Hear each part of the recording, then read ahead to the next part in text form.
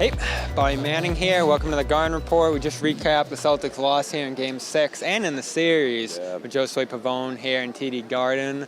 And we'll look to the future. We'll get to the offseason moves and the checklist for Brad Stevens eventually. He'll have to run, Bob. He'll have to get to it fast. I mean, the NBA draft is 6 days away as we sit here, which is incredible thing about Celtics only picking 53rd.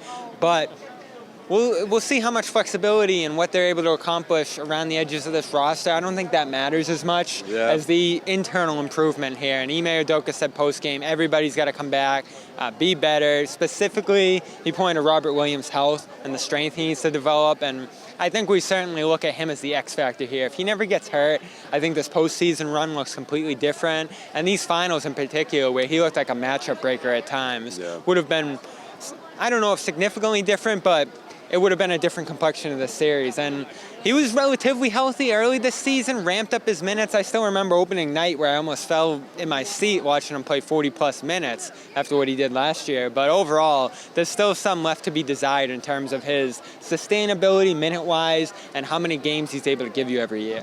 Yeah. Well, I think that's why going into the summer, all he's going to do is rest. That's good. You want him to rest up. You want that knee to not be an ongoing thing that lingers throughout essentially his entire career. I mean, it feels like it's either one thing or another here, and right now it's the knee. So keeping an eye on that, getting him healthy is obviously a huge, that's something the Celtics are going to really have to tackle this summer. But also, Bobby, I just feel like the Celtics as a whole just have to be better. I'm with you, Ime. The core, guys like Tatum, Brown, Marcus Smart. I mean, you look at the teams that they faced. I mean, a lot of these teams weren't healthy either. The Milwaukee Bucks, they're going to come back stronger. There was no Chris Middleton in that series. Miami Heat had a couple of guys that were down as well. So the Celtics can't really feel sorry for themselves and wonder, what could have happened if they had a completely 100% Robert Williams. I think they have to turn to the mirror and find out how they can take the next level, how they can find more consistency, how they can play better in those type of high tier matchups. I guess. I mean, look, this is the biggest stage that you're going to get in the NBA, so maybe this experience is something that goes a long way for them moving forward if they're able to come back here or get anywhere closer. But I just think at the end of the day, the story of this team, the narrative of this championship matchup is going to be what happened to Tatum, what happened to what happened to the core, the top heavy guys.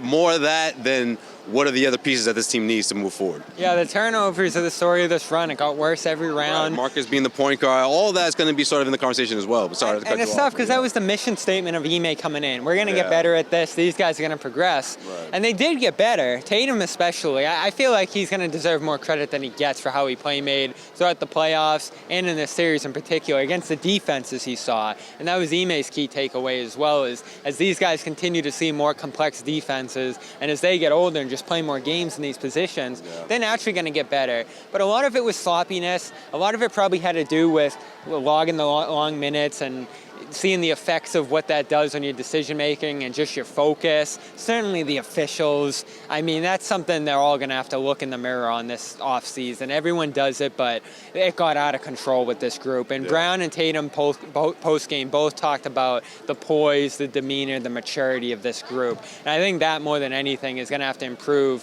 greatly top to bottom. These guys got rattled during this postseason run. And credit to them, I thought they suppressed a lot of their worst attributes along the way. I mean, you had to beat the 3 teams you did coming in.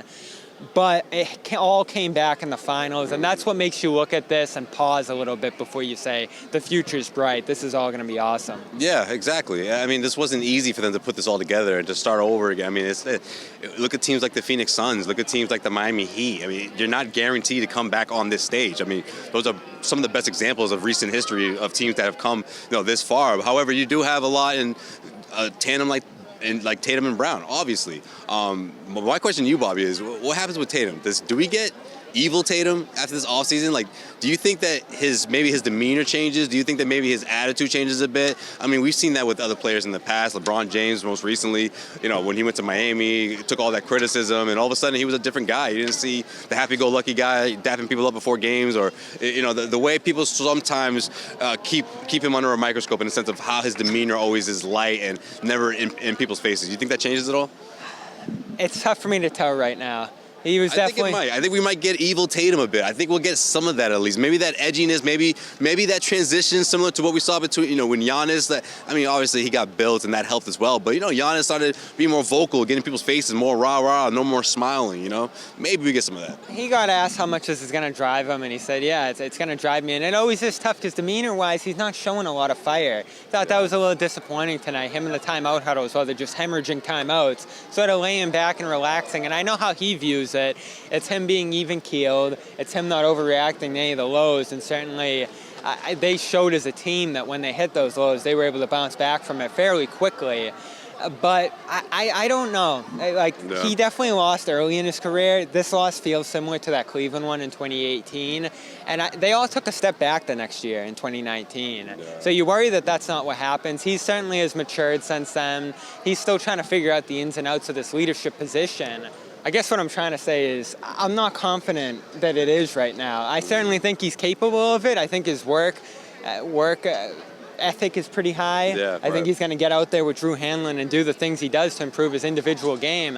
But what this group needs right now is growth as a team between the leaders on this team, a connectivity between them that we didn't see in this postseason. So what I'll be looking for is those guys.